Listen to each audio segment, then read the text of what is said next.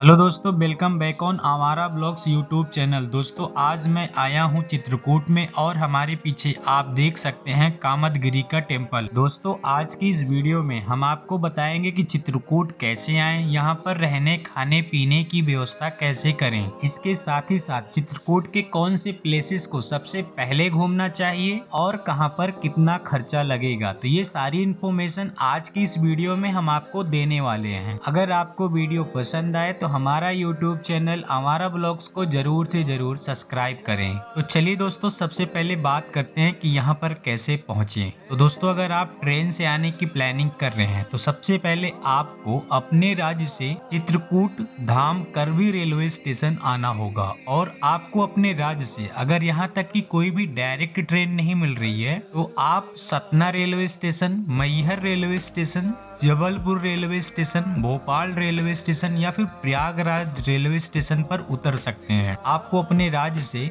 इन railway station पर आ जाना है। उसके बाद आपको इन रेलवे स्टेशन पर आने के बाद आप चित्रकूट धाम करवी रेलवे स्टेशन के लिए ट्रेन लेकर जा सकते हैं। वहीं अगर आप बस से आना चाहते हैं तो यहाँ पर 3 बस स्टैंड बने हुए हैं। करवी बस स्टैंड, चित्रकूट धाम bus stand, Satna bus stand. अगर आपको अपने राज्य के आसपास के बस स्टैंड से यहाँ तक की भी कोई डायरेक्ट बस आ रही है तो आप इन बस स्टैंड तक बस लेकर आ जाएं। वहीं अगर आप भी मेरी तरफ पर्सनल कार से मैहर में मां शारदा देवी का दर्शन करने आए थे और उसके बाद आप चित्रकूट जाना चाहते हैं तो जब आप चित्रकूट जा रहे हैं तो रास्ते में सबसे पहले आपको कौन से टूरिस्ट प्लेसेस पर दर्शन करना चाहिए, ये सारी चीजें आज की इस वीडियो में हम आपको बताएंगे। तो अभी हम जा रहे हैं चित्रकूट और हम मैहर से चले थे। तो मैहर से चित्रकूट की जो दूरी है वो 114 किलोमीटर है और 2 घंटे के अराउंड लगता है। ये आपके ऊपर डिपेंड करता है कि आप कितने तेज या कम धीरे गाड़ी चला रहे हैं। सबसे पहले मैं जाऊंगा सती अनसुईया, दूसरा है गुप्त गोदावरी,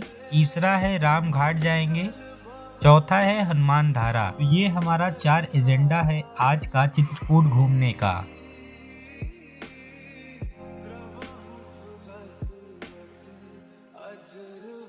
तो अभी जो मैंने आपको पीछे ये बोर्ड दिखाया सती अनसुईया का, यहाँ से सती अनसुईया 5 किलोमीटर की दूरी पर है और हम अपनी पर्सनल कार से हैं तो ज़्यादा से ज़्यादा 2 से 3 मिनट का समय लगेगा।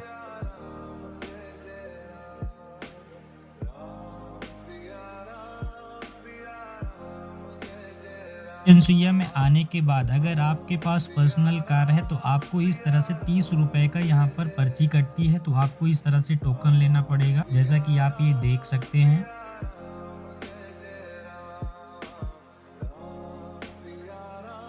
तो यहाँ पर गाड़ी की पार्किंग है, जहाँ पर आपको जगह मिले आप अपने हिसाब से आप अपनी गाड़ी को पार्क कर सकते हैं। सती अनसुईया में आने के बाद हमने अपनी गाड़ी को यहाँ पर पार्क कर दिया है और अब आपको आगे चलकर दिखाते हैं।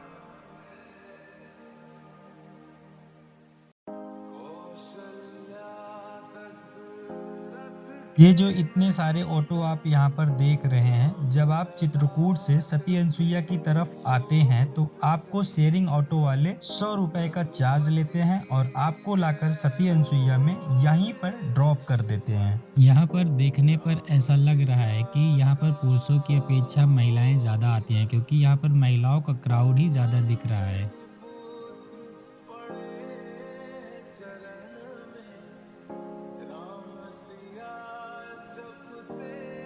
जहाँ से हमने गाड़ी पार्क किया था वहाँ से करीब 1 किलोमीटर पैदल चलकर हम आए हैं और यहाँ पर आप देख सकते हैं माता सती अनसुईया का ये मंदिर।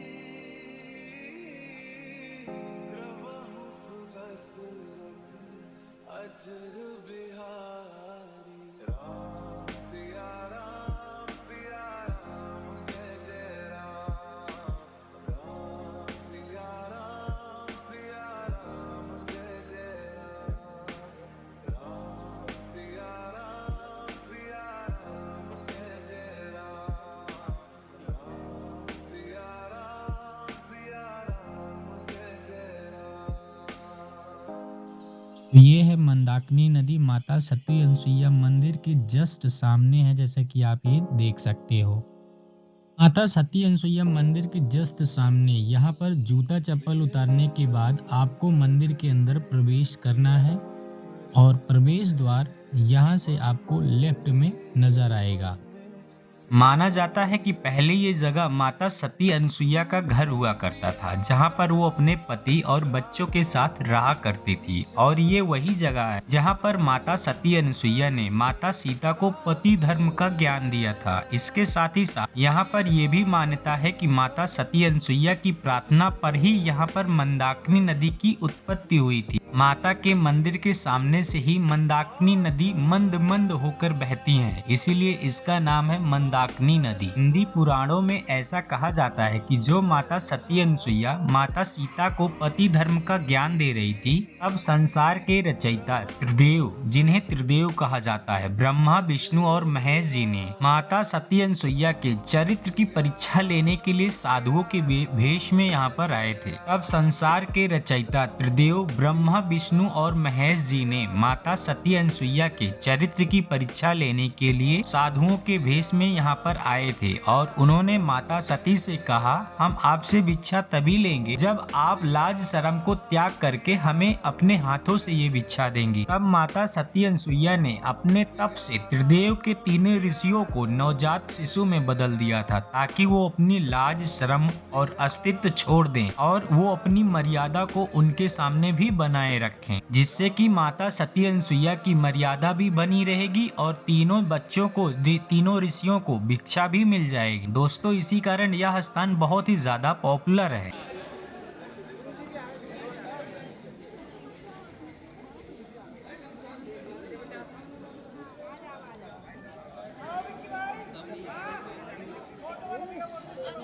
तो अगर आपके पास समय है और यहाँ पर आने के लिए सिर्फ आपका 5 से 10 मिनट लगेगा, 5 और 10 मिनट से ज़्यादा यहाँ पर आपको नहीं लगने वाला है, तो आप यहाँ पर एक बार आ सकते हैं और मंदाकिनी नदी में आप चाहें तो यहाँ स्नान भी कर सकते हैं।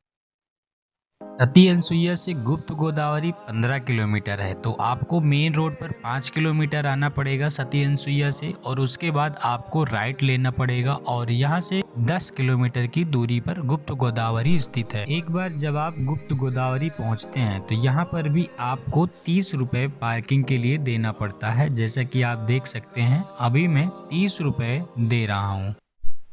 गुप्त गोदावरी जो है रेलवे स्टेशन से 22 किलोमीटर दूर है और चित्रकूट के जो बस अड्डे हैं वहाँ से ये करीब 18 किलोमीटर की दूरी पर है। और यहाँ पर आप ऑटो टैक्सी लेकर आ सकते हैं। ऑटो टैक्सी का किराया कितने रुपए है ये अभी मैं आपको पूछकर बता दूंगा। तो गुप्त गोदावरी आने के बाद हमने यहाँ पर ये प्रसाद ले लिया है। भैया वैसे तो 50 का बेच रहे हैं, हालांकि यहाँ पे जो प्रसाद का रेट है वो 50 रुपए का है और हमने अपना प्रसाद ले लिया है। प्रसाद लेने के बाद आपको यहाँ पर टिकट लेना पड़ेगा। अगर आपके साथ 3 वर्ष से लेकर 12 वर्ष तक के बच्चे हैं तो उनका 10 रुपये का टिकट लगेगा। वहीं अगर 12 वर्ष के बाद का कोई बच्चा है तो उसका 20 रुपये का टिकट लगेगा। तो प्रसाद लेने के बाद हमने यहाँ पर टिकट ले लिया है और टिकट लेने के बाद हम इस रास्ते से एंट्री करेंगे। तो ये है प्रवेश द्वार।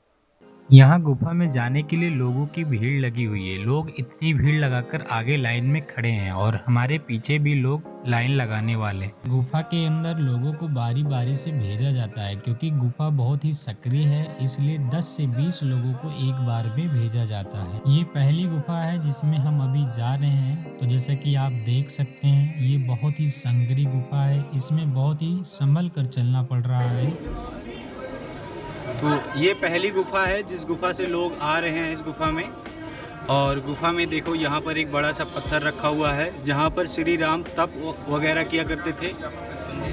दोस्तों, एक बार जब आप गुफा के अंदर आते हैं तो सबसे पहले आपको राम दरबार देखने को मिलेगा, जहां पर श्री राम अपने भाई लक्ष्मण और माता सीता के साथ बैठकर यहां पर दरबार लगाया करते थे। जो प्रसाद आप बाहर से खरीद कर लेकर आते हैं वो प्रसाद राम दरबार में ही चढ़ जाता है। उसके बाद आप गुफा के अंदर दूसरी साइड में घूमने के लिए जा सकते हैं। गुफा में 50 मीटर चलने के बाद आपको माता सीता का कुंड मिलेगा, जहाँ पर माता सीता स्नान किया करती थी। यहीं पर माता सीता के स्नान करने के दौरान खटाखट चोर द्वारा माता सीता का कपड़ा चोरी करके भागने के समय लक्ष्मण द्वारा खटाखट चोर को श्राप दिया जाता है कि आप यहीं पर पत्थर बन जाओगे। तो खटाखट चोर आज की डेट में भी यहाँ पर पत्थर का बना हुआ है।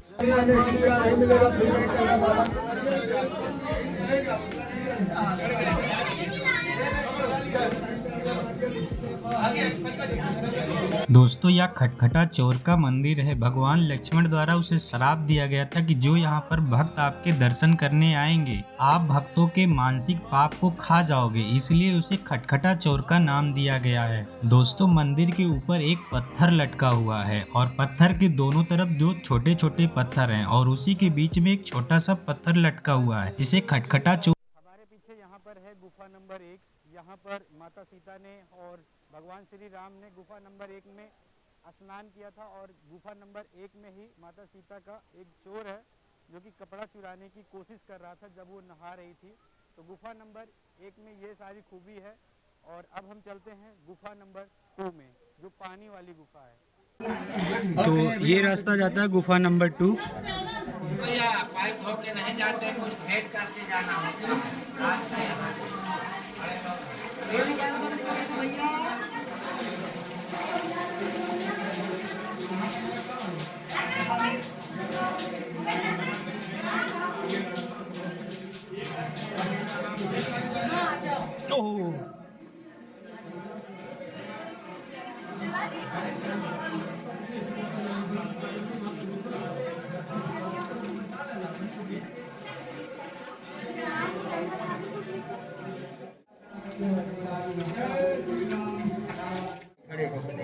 पैसा लेके नहीं आया हूँ भाई,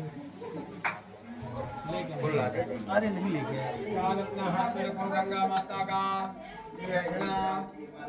जो प्रेम हो इच्छा का नाम। इधर जाना, इधर इधर इधर इधर इधर, उसके अंदर इसके अंदर नहीं, इसके अंदर जाना है।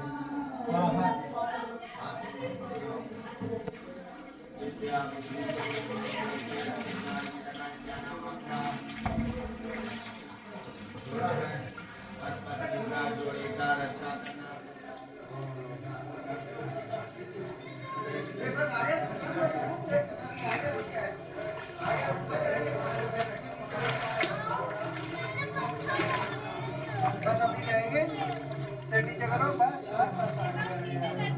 मछली पकड़ रहा हूँ, कहीं मछली है?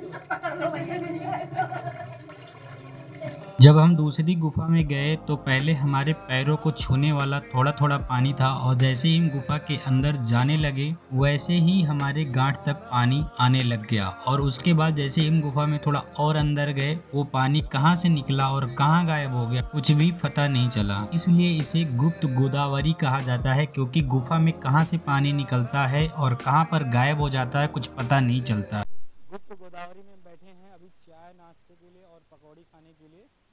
तो यहाँ पर ये पकौड़ी आ चुकी है और ये पकौड़ी है चटनी के साथ। 20 रुपए का 100 ग्राम है और चाय यहाँ की 10 से 15 रुपए की चाय है। तो चलिए अब खाते हैं। गुप्त गोदावरी में दर्शन करने के बाद हम अपनी पर्सनल कार से 17 किलोमीटर चलकर राम घाट आ गए। राम घाट में 5 बज चुके थे और किसी ने हमें बताया कि यहाँ पर शाम को 6:30 बजे आरती होती है। ये जो गेट दिख रहा है ये राम घाट का मेन द्वार है और इसी के अंदर हम अपनी गाड़ी लाकर यहाँ पर पार्क कर दिए हैं और इसके बाद हम इस रास्ते से राम घाट की तरफ जाएंगे दर्शन करने के लिए। और यही जो रास्ता है ये मेन रास्ता है। रामघाट पहुंचने के बाद हमने अपनी एक नाव बुक की 500 रुपये देकर, जिसमें उत्तर प्रदेश की आरती और मध्य प्रदेश की आरती ये दोनों चीजें कवर होती हैं। 3 मंदिर कवर होते हैं और आधा किलोमीटर आप मंदाकिनी में सैर कर सकते हैं। तो ये जो नाव होती है करीब 1 घंटे के लिए आपके लिए बुक हो जाती है। वहीं अगर आप सिंगल हैं या फिर आप किसी के साथ में हैं तो आप चाहें तो इसे 100 रुपये पर पर्सन के हिसाब से शेयरिंग में भी आप नाव पर बैठकर घूम सकते हैं।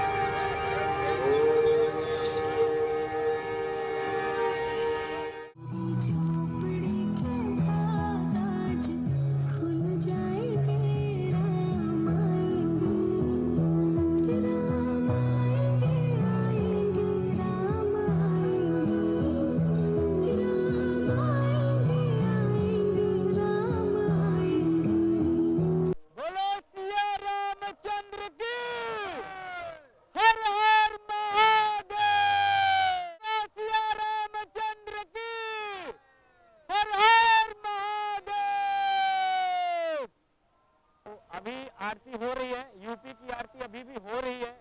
और अभी हम जा रहे हैं मंदिर घूमेंगे, उसके बाद हम जाएंगे एमपी की आरती देखने के लिए। एमपी वाली आरती कितने बजे स्टार्ट होती है? चालू हो गई है। तो जब ये यूपी वाली खत्म होती है तब एमपी वाली स्टार्ट होती है। और यहीं पर देख सकते हो आप, बड़े हनुमान जी की प्रतिमा यहीं पर है। तो यहाँ पर दर्शन करने के लिए अभी हम चल रहे हैं। तो अभी हम चल रहे हैं बड़े हनुमान जी की प्रतिमा के पास दर्शन करने के लिए, जो कि बहुत ही ज्यादा भव्य है। जैसा कि आप देख सकते हैं यहाँ हनुमान जी की बड़ी सी प्रतिमा है और यहाँ पर हनुमान चालीसा लिखा हुआ है। लोग भक्तगण से आते हैं हनुमान जी के यहाँ पर दर्शन करने के बाद हनुमान चालीसा पढ़ना चाहते हैं, खड़े होकर वो लोग यहाँ पर खड़े होकर हनुमान चालीसा देखकर पढ़ सकते हैं। राम घाट के पास में ही आपको तुलसीदास जी का मंदिर और भरत मंदिर मिल जाएगा, लेकिन रात होने के कारण हमने वहां पर दर्शन नहीं किया। यहाँ के 2-3 लोकल से मैंने पूछा कि यहाँ पर सबसे अच्छा खाना कौन देता है, तो मुझे लोगों ने रिकमेंड किया अन्नपूर्णा भोजनालय, जो कि राम घाट से सिर्फ 20 से 25 मीटर की दूरी पर ही स्थित है। यहाँ पर आपको थाली सिस्टम के हिसाब से खाना खाने को मिल जाएगा। यहाँ पर नॉर्मल थाली 150 रुपीज का है और VIP थाली 200 रुपीज का है। और मेरे सामने जो आप ये देख रहे हैं 200 रुपए वाली थाली है, जिसमें आपको खीर, दाल, पनीर, रायता सब कुछ मिलेगा। लेकिन यहाँ पर दोबारा सिर्फ आपको पनीर मांगने पर नहीं मिलेगा। इसके साथ ही साथ आप यहाँ पर जितना चावल और रोटी खाना चाहते हैं सिर्फ 200 रुपए देकर आप भर पेट खा सकते हैं। चलिए दोस्तों, बात करते हैं होटल कहाँ पर लें और कैसे लें। तो आप जैसे कि हमारे पीछे ये देख सकते हैं, ये जो होटल है मैंने 800 रुपए में लिया था।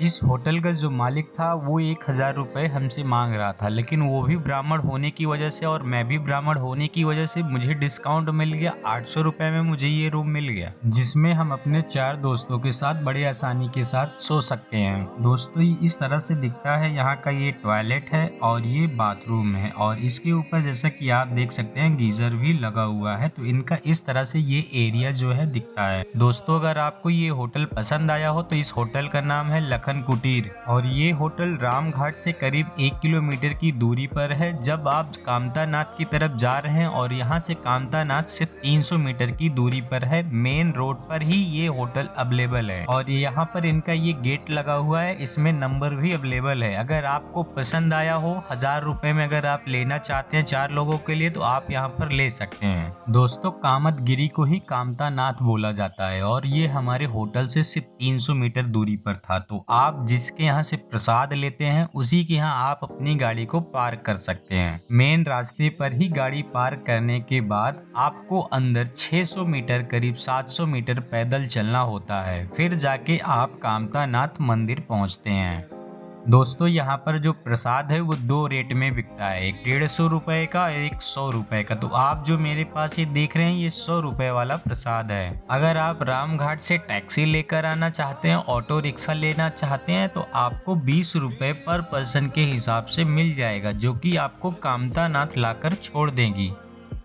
दोस्तों, आपको यहाँ पर एक बात नोट करनी है कि पूरे चित्रकूट में आप किसी भी मंदिरों पे दर्शन करने के लिए जाते हैं तो आपको वहाँ से बंदरों से सावधान रहना है, अदरवाइज बंदर आपके प्रसाद लेकर भाग जाएंगे। दोस्तों, जैसे ही आप कामतगिरी टेम्पल पहुँचते हैं, यहाँ पर आपको सबसे पहले परिक्रमा मार्ग दिखाई देगा, जो कि 5 किलोमीटर की परिक्रमा मार्ग होती है। भगवान राम के 11 साल यहाँ पर रहने के बाद जब भगवान राम यहाँ से जाने लग गए तो कामतगिरी पर्वत ने कहा कि आपके चले जाने के बाद मुझे कौन पूछेगा, सब लोग आपको जानेंगे और मुझे भूल जाएंगे। भगवान श्री राम ने उनसे कहा था कि जो भक्त यहाँ पर आएंगे, अगर 5 किलोमीटर की परिक्रमा पूरी करेंगे तो भक्त के मन में जो उसकी मुराद होगी वो जरूर पूरी होगी परिक्रमा करने से। दोस्तों, जब आप मंदिर के अंदर प्रवेश करेंगे तो कामता नाथ की जो मूर्ति है वो करीब 10 से 20 मीटर अंदर रखी हुई है। तो आपको दूर से दर्शन करने हैं और आपको अपना प्रसाद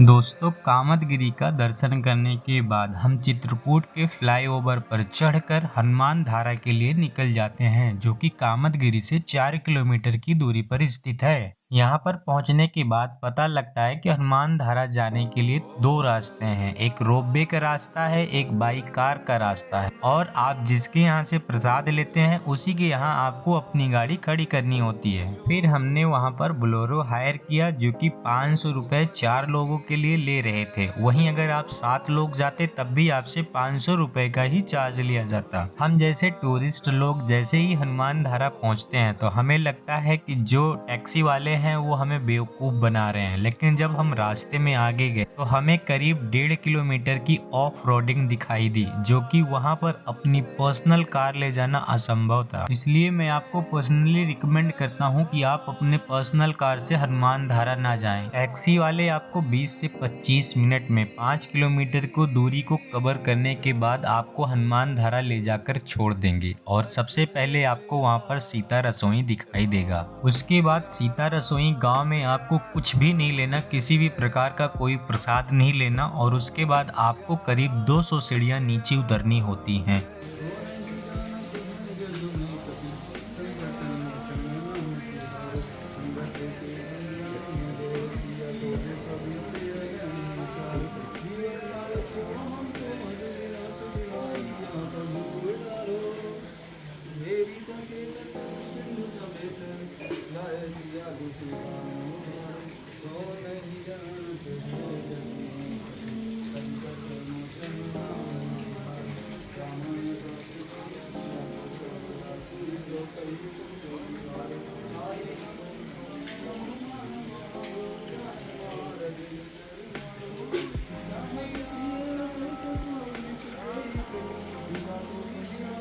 दोस्तों यहीं पर भगवान श्री राम ने पहाड़ों में बाण मारकर हनुमान धारा जो जल है वो निकाला था और लंका दहन करने के बाद जब हनुमान जी वापस आए थे तो उनके जो पूंछ में आग लगी थी वो इसी जगह पर आकर अपनी पूंछ को बुझाए थे। यहाँ पर पानी कहाँ से निकलता है और कहाँ गायब हो जाता है ये आज तक किसी को पता नहीं चला, ये जो कि बहुत ही ज्यादा आश्चर्यचकित की बात है। दोस्तों मैंने यहाँ का पानी थोड़ा सा उठाकर पिया, लेकिन जो पानी का स्वाद था, अगर आप आरओ का पानी पीते हैं और ये वाटर पीते हैं तो आप बता नहीं सकते कि कौन सा आरओ का है कौन सा पहाड़ का पानी है। दोस्तों अगर आप यहाँ पर रोपवे से आते हैं तो रोपवे का जो किराया है वो 145 रुपए है। वहीं अगर आप 7 पर्सन हैं तो 145 रुपए अगर आप 7 पर्सन का दोगे तो आपका ज्यादा पैसा लग जाएगा। हनुमान धारा का दर्शन करने के बाद आप माता सीता के रसोई में जा सकते हैं घूमने के लिए, जहाँ पर माता सीता ने 5 ऋषि मुनियों को खाना बनाकर खिलाया करती थी